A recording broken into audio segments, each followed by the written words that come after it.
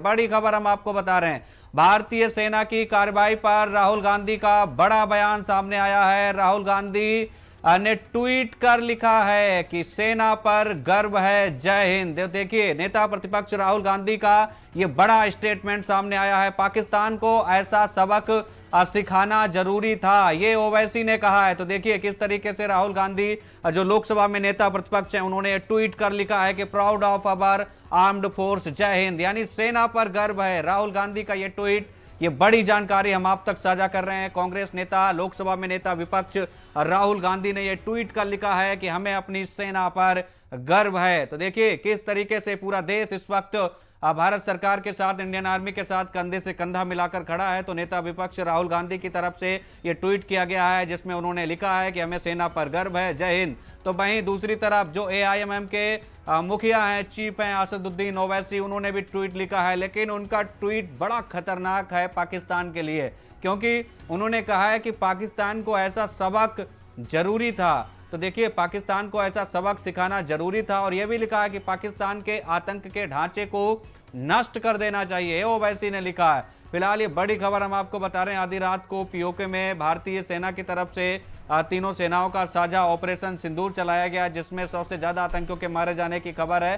तस्वीरें आपकी TV screen पर हैं, तस्वीरें देखकर आप अंदाजा लगा सकते हैं मुजफ्फराबाद में क्या दहशत रही होगी आधी रात को जब भारतीय सेना ने वहां पर हमला किया। देखिए किस तरीके से लोग भागते चीखते नजर आ रहे हैं। आधी रात की तस्वीरें हैं, तबाही की तस्वीरें हैं। 9 ठिकाने ऐसे हैं जिन पर भारतीय सेना ने जबरदस्त तरीके की कार्रवाई की है। तस्वीरें आपकी टीवी स्क्रीन पर हैं, और क्या स्थिति रही होगी आधी रात को, तो वो तस्वीरें देखकर आप समझ सकते हैं।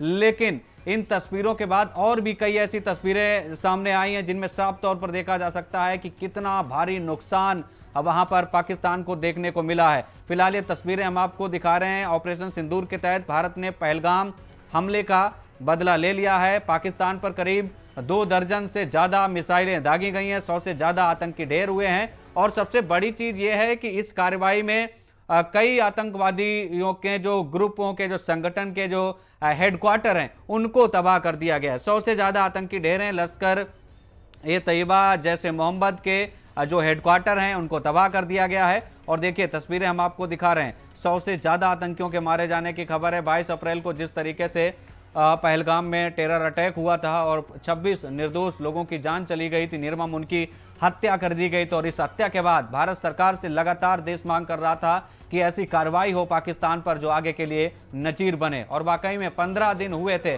15 दिन बीते थे, और 15 दिन बाद ये बड़ी कार्रवाई देखने को मिली है। जो तस्वीरें हम आपको अपनी टीवी स्क्रीन पर दिखा रहे हैं, इनको देखकर आप अंदाजा लगा सकते हैं, समझ सकते हैं किस तरीके से ताबड़तोड़ यहाँ पर एक बड़ी एयर स्ट्राइक कह सकते हैं देखने को मिली है। तो 24 से ज्यादा मिसाइलें दागी हैं, जिनमें राफेल, जगुआर समेत पता नहीं कौन कौन सी मिसाइलें शामिल थीं, जिनके निशाने पर POK के वो ठिकाने थे जहां पर आतंकियों के आका रहते थे, आतंकवादी रहते थे, उनके हेडक्वार्टर थे, उनके लॉन्चिंग पैड थे, उनको निशाना बनाया गया है।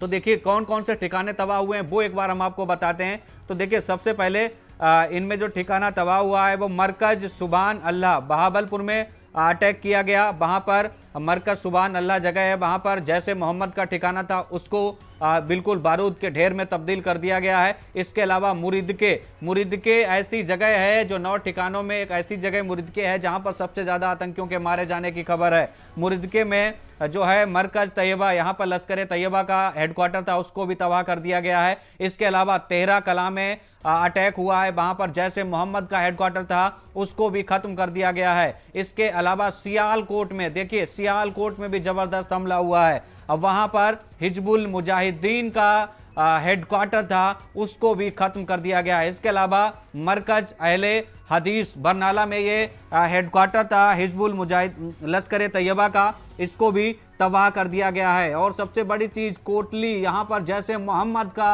हेडक्वार्टर था उसको भी उड़ा दिया गया है। भारतीय सेना ने, एयरफोर्स ने उड़ा दिया है एयर स्ट्राइक में। और सबसे बड़ी चीज है कि कोटली वो इलाका POK का है, यहाँ पर ज्यादातर आतंकी गतिविधियां जो है देखने को मिलती हैं। मुजफ्फराबाद तो पूरा आतंकियों का गढ़ ही है, सबसे ज्यादा लॉन्चिंग पॉइंट जो है वो मुजफ्फराबाद में ही है। और मुजफ्फराबाद में लश्कर तैयबा का हेडक्वार्टर था, उसको भी उड़ा दिया गया है। इसके अलावा मुजफ्फराबाद के जो सैदना बिलाल कैंप है, वहां पर भी जैसे मोहम्मद का लॉन्चिंग पैड था उसको भी तबाह कर दिया गया। ये तस्वीरें हम आपको अपनी टीवी स्क्रीन पर दिखा रहे हैं। तो देखिए 9 ठिकाने हैं, मुजफ्फराबाद, कोटली, बरनाला, सियालकोट, मुरिद के बहावलपुर, तेहरा कला, ये 9 ऐसे ठिकाने थे जिनको तबाह कर दिया गया है।